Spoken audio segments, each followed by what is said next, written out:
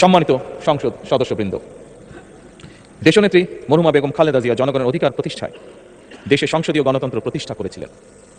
সংসদীয় গণতন্ত্রকে প্রাতিষ্ঠানিক রূপ দিয়েছিলেন।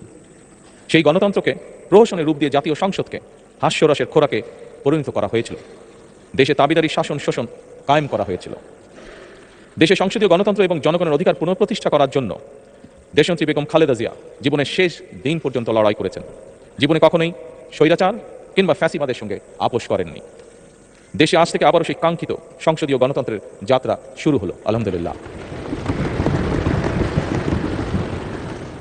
সংসদীয় রাজনীতি প্রতিষ্ঠাতা খালেদা জিয়া দেশ এবং জনগণের সাফল্যে এই শুভ মুহূর্তটি দেখে যেতে পারেননি।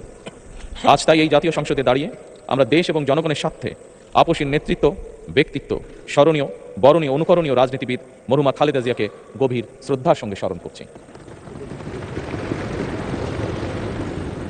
সম্মানিত সংসদ সদস্যবৃন্দ, দেশে বহুদলীয় গণতন্ত্রের প্রবক্তা এবং প্রবর্তক, স্বাধীনতার ঘোষক শহীদ প্রেসিডেন্ট জিয়াউর রহমানের একটি উক্তির কথা আপনাদের সামনে আমি স্মরণ করতে চাই। তিনি বলেছিলেন, জনগণই যদি রাজনৈতিক দল হয় তাহলে আমি সেই দলেরই আছি। অর্থাৎ ব্যক্তি কিংবা দলের স্বার্থ নয়, জনগণের স্বার্থই সবচাইতে বড়। এটাই বিএনপির রাজনীতি। আমি প্রথমবারের মতন বাংলাদেশ জাতীয়তাবাদী দল বিএনপি থেকে জাতীয় সংসদ সদস্য নির্বাচিত হয়েছি। জাতীয় সংসদীয় দলের নেতা নির্বাচিত হয়েছে।